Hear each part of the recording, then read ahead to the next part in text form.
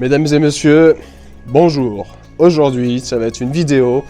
Ça va pas être du tout comme d'habitude. D'habitude, on fait un petit peu de prépa, un petit peu de peinture Montana, on change un turbo, on fait un petit peu on fait du tuning. Aujourd'hui, on va pas se lancer dans du tuning. On va s'occuper de cette magnifique Golf. Alors, ça va être une vidéo qui va être plutôt courte et ennuyante pour certains, parce que ça va être vraiment différent de d'habitude. Mais je me suis dit que ça pouvait en intéresser d'autres. Donc, comme j'ai l'occasion de faire cette voiture, bah voilà, je vous le partage. Donc, tout simplement, ce qu'il va y avoir à faire sur cette voiture, donc c'est une voiture qui n'a pas tourné depuis à peu près 10-12 ans.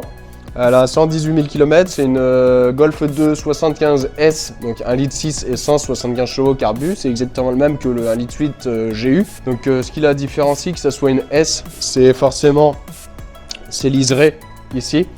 Elle a les liserés derrière sur le coffre et il y a siglé Golf S, voilà tout simplement.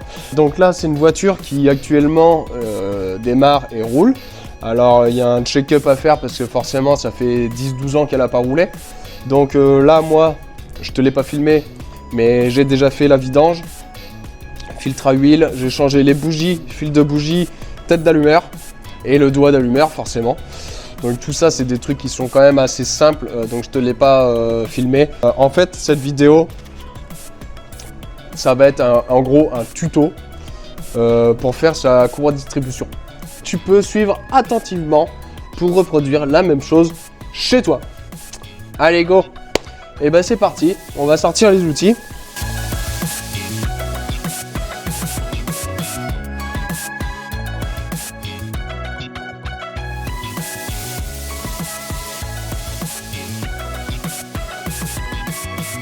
La première chose à faire quand tu fais une distrie, c'est de caler ton moteur au point repère. Les repères. Donc les repères, ils se trouvent où? Ici tu vois, tu as une flèche. Je sais pas si tu la vois. Tu as une petite flèche. Et ici sur ta poulie, tu as une encoche. Donc tu prends une douille de 19, un cliquet. Donc là, tu tournes le moteur jusqu'à temps d'être sur le petit repère. Ah, le repère il était là. Donc ce que je te conseille de faire, c'est quand tu te trompes, c'est pas de faire marche arrière. Parce que si tu tournes dans l'autre sens, ce que tu risques de faire si tu tombes sur un point de compression, c'est de desserrer ta vis de vilebrequin. Donc même si tu le sens pas, ta vis ça va travailler dans l'autre sens. Et ce qui peut décaler ta distrie quand après tu rouleras. Parce que cet écrou, t'as pas besoin de l'enlever en fait sur Volkswagen. Voilà, donc là, je sais pas si tu vas voir ici. La netteté, c'est de la merde. Il n'y a pas assez de place pour passer la caméra. Tu as une flèche et sur la poulie, tu as un petit trait. La poulie, il faut qu'elle soit, le petit trait de la poulie, il faut qu'il soit en face de la flèche. La flèche, elle est sur le carter. De toute façon, le carter, on va le démonter, je te montrerai. Tu verras mieux. Donc là, une fois que tu es calé ici, normalement, donc là, tu n'as pas besoin de faire ça logiquement, mais normalement, ici, sur ton doigt d'allumeur, ton doigt, il doit être sur le 1. Hop, hop. Donc, à savoir que le 1, il est côté distri, donc c'est celui-là. Donc là, je vais enlever la tête, et logiquement, le doigt, il doit être sur le 1. Voilà. Et normalement, tu dois avoir un petit repère. Alors, il n'y est pas tout le temps, mais normalement, ouais, tu vois, là, juste en face, vous avez un repère. Donc, je sais pas si tu le vois. Donc ici, du coup, on est sûr qu'on est droit. En bas, c'est bon aussi. Il va falloir enlever le cache distri pour bien vérifier que tout soit calé. Parce que, imaginons, c'est pas le bon arbre à cam qui a été mis ou voilà quoi que ce soit. Enfin, on sait jamais ce qui s'est passé sur ça. On va pas commencer à démonter en bas, sachant qu'en haut, on sait pas comment c'est. Donc avant, soit on se met au repère, soit on fait un trait au blanco, ou soit on fait les deux. Mais le mieux, c'est quand même de démonter avant de démonter quoi que ce soit. Il faut d'abord, en priorité, caler le moteur. Donc là, du coup, je vais démonter le cache distri. Mais avant ça, il va falloir enlever la courroie d'accessoires. Donc là, on a une vis de 13 ici, une vis de 13 ici.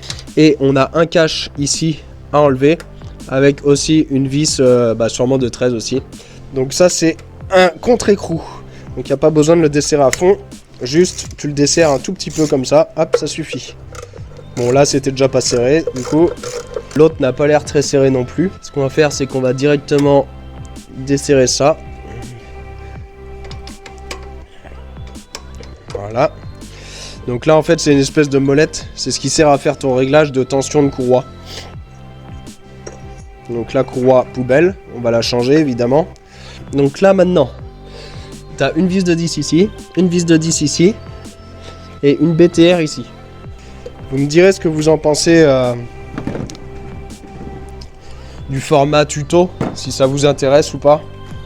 Évidemment, si ça vous intéresse pas, vous pouvez le dire, hein, je serai pas vexé. Mais je pense que ça peut quand même intéresser certains. Parce que certes, des tutos mécaniques, il y en a plein. Mais on tombe pas forcément sur le bon moteur, ou on comprend pas forcément, ou c'est pas forcément bien expliqué. Alors je dis pas que j'explique mieux, mais voilà, je pense que ça peut être pas mal.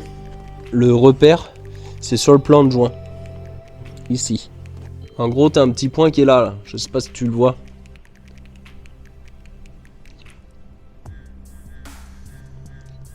Avec le tournevis là, au bout du tournevis. T'as un petit point sur la poulie. Donc ce petit point, faut qu'il soit sur le plan de joint du cache-culbuteur. Une fois que là, t'as vérifié que c'est bon, là que c'est bon, et là que c'est bon. Donc là, à ce moment-là, tu peux enlever la poulie de Villebrequin. Donc pas avec cette vis, avec les 4 vis. T'enlèves ça. Et après, tu peux enlever le cache distri.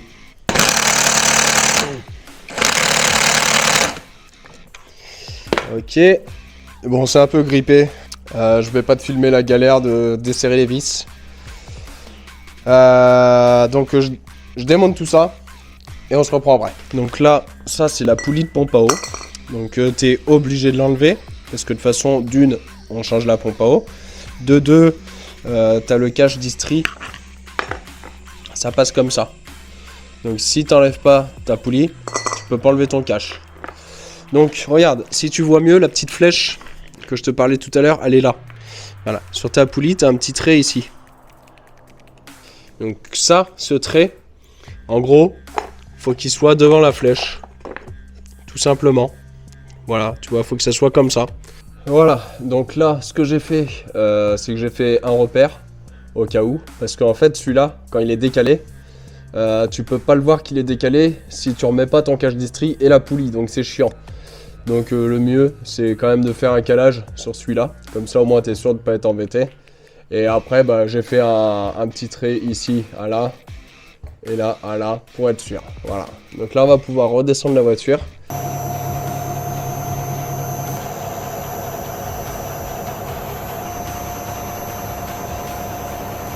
Du coup, maintenant, pour enlever la courroie de distribution, il va falloir desserrer le galet tendeur, puis l'enlever.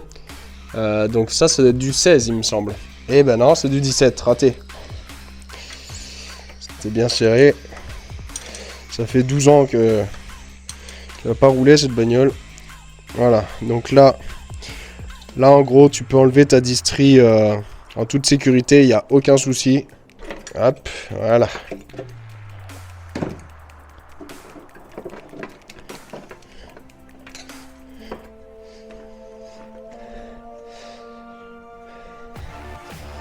Bon alors, pour une courroie de distribution, c'est pas parce que elle est pas craquée, tu vois, genre celle-là, on peut se dire qu'elle était en bon état, qu'elle pouvait quand même rouler, et c'est sûrement le cas. Mais une courroie de distri, elle peut péter, même si elle n'est pas abîmée physiquement. Oh putain.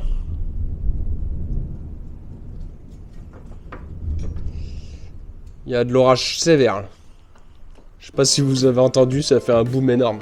On va changer cette petite courroie. Donc hop, poubelle aussi. Donc la courroie de distri. Donc lui, faut bien vérifier. T'as vu, même lui il est choqué. On va bien vérifier que c'est le même. Donc c'est le même diamètre, c'est bon. Ça faut le vérifier absolument parce que si c'est pas le bon, bah tu te doutes bien qu'il va y avoir des problèmes. Donc là, hop, on met ça, rondelle et l'écrou. Alors avant de remettre la courroie neuve, ce qu'il faut faire, évidemment, c'est de vérifier que tes points de calage n'ont pas bougé. Parce que quand tu enlèves la courroie, ça peut arriver que tu tires un peu dessus. Donc voilà, faut vérifier que ça n'a pas bougé. Là on est bon, là on est bon. Donc on est bon partout. Une courroie de distri, elle a un sens. Tu as une écriture. Tu vois l'écriture, quand t'as pas de flèche, parce que des fois tu as une flèche pour dire la courroie elle tourne toujours dans le sens moteur. Donc c'est-à-dire vers l'avant de la voiture. Elle tourne comme ça.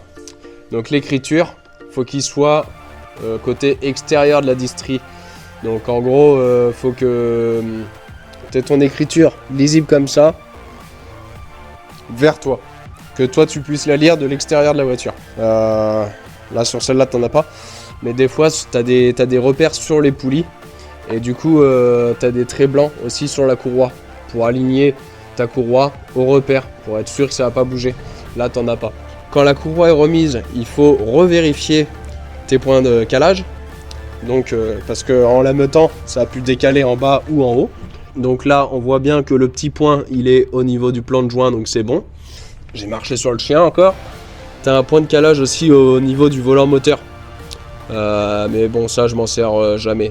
Au niveau de la tension de la courroie, là il y a deux petits points. Donc soit tu fabriques un outil, soit si tu as ou alors tu as l'outil déjà adéquat, ce qui serait super, mais si tu as déjà l'outil adéquat, je ne pense pas que ma vidéo t'intéresse. Alors moi ce que j'utilise, c'est une pince comme ça.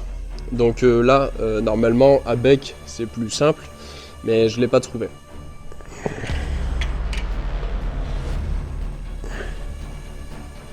Hop.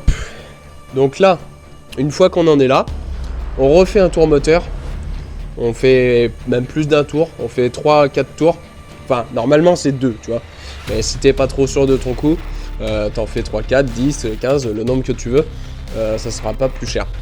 C'est pour voir si c'est bien calé, s'il n'y a pas un truc qui se dessert, enfin s'il n'y a pas un problème tu vois. Les pièces mécaniques, c'est pas nous qui les fabriquons non plus, des fois ça se peut qu'il y ait un galet tendeur qui pète au bout de 4 tours tu vois. Donc c'est bien de faire 2, 3, 4 tours. Comme ça, tu vérifies que tout se passe bien. Tu revérifies ta tension de courroie. Alors, tu as plusieurs sortes de galets. Donc là, tu as celui-là qui est manuel en gros. Et tu en as où tu as un repère. Donc, tu as une petite flèche à mettre au bon endroit. Et là, il n'y en a pas. Donc, en gros, c'est à l'œil. Après, tu as un outil qui existe pour contrôler la tension.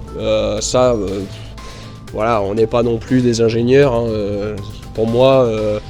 voilà, la base de la base, en gros, faut pouvoir faire un quart de tour sans trop forcer. Parce que si ça force trop, ta courroie, elle va faire un bruit de compresseur, quoi, tu vois. J'ai fait déjà quelques tours moteurs. Donc maintenant, il faut qu'on se remette au point de calage. Donc là, j'ai remis le point sur la portée du cache-culbuteur. Donc là on vérifie ici qu'on est toujours en face du petit repère, donc le petit trait qui est ici au bout de mon doigt. Donc là c'est bon, on est bien en face. Et on va également vérifier qu'on est bien en face ici. Enfin j'avais plus de place sur la carte SD. Donc ça s'était arrêté de filmer. Alors du coup j'ai avancé un petit peu. Donc là j'avais démonté la pompe à eau pour pouvoir changer cette partie là. Donc celle-là elle reste sur la voiture, elle change pas. Oui, j'ai mis un peu de pâte, je mets toujours un petit peu de pâte, surtout que la voiture est vieille, la portée est plus très neuve, donc ça fait toujours du bien. Il y en a qui sont anti-pâte, moi j'en mets un petit peu, voilà, c'est comme ça, c'est la vie. Donc là j'ai changé le thermostat dedans, voilà, donc là le bloc est prêt à remonter. Alors je t'ai pas filmé le démontage, du coup je vais te filmer le remontage. Donc tout simplement, là tu as les 3 vis où l'eau arrive. Et là tu as les 3 durites donc pour aller en bas et après tu as tout simplement les 4 vis de fixation. Donc allez go, on va remonter ça. Donc tu as 2 grandes vis et 2 petites vis. Donc là la pompe à eau est refixée, donc j'ai plus qu'à fixer mes durites. Puis après bah, tout simplement il faudra mettre la poulie. Donc là les 3 durites sont remontées, la pompe à eau tout ça c'est fixé. Là j'ai remis l'alternateur. Ce que je vais faire c'est remettre la poulie de pompe à eau, le cache d'Istrie, la poulie de Villebrequin. Et ensuite on va pouvoir remettre la courroie d'accessoires. Donc bah, ça je vais pas te le filmer, c'est quand même plutôt simple. Et puis après on va pouvoir se faire bah, le démarrage, voir si j'ai fait du bon boulot ou pas. Donc j'ai fait la tension de la courroie d'accessoires, tout est serré, tout est bon. Bah, on va essayer de démarrer du coup.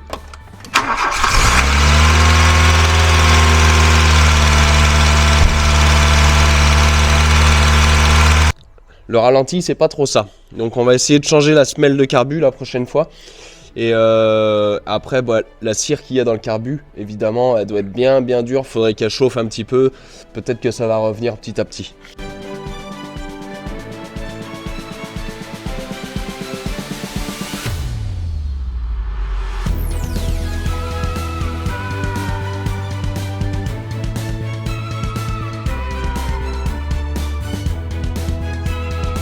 Bon voilà, donc c'est une 75S, donc série S.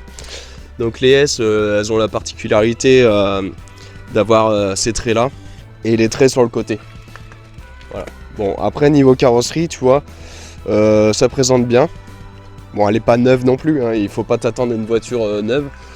Des petites traces, mais c'est pas de la rouille perforante, tu vois, elle a des petites rayures, des petites, voilà. C'est une voiture qui est de 88. Voilà, donc c'est une belle base pour faire quelque chose, je pense. Donc elle a les jantes d'origine, elle est toute d'origine.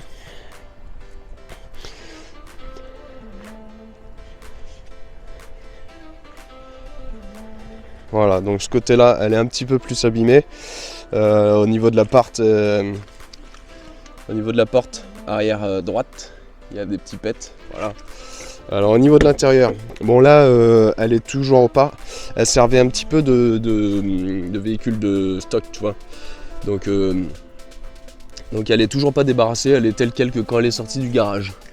Donc elle a un autoradio Gamma, je sais pas s'il fonctionne.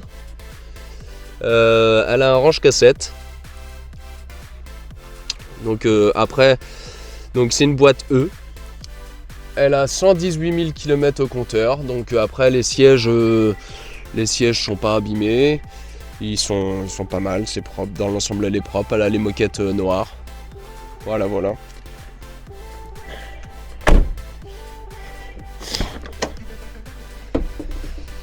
Bon après au niveau des banquettes c'est pareil, hein, c'est plutôt propre, il y a un petit trou là-bas je vois sur la banquette.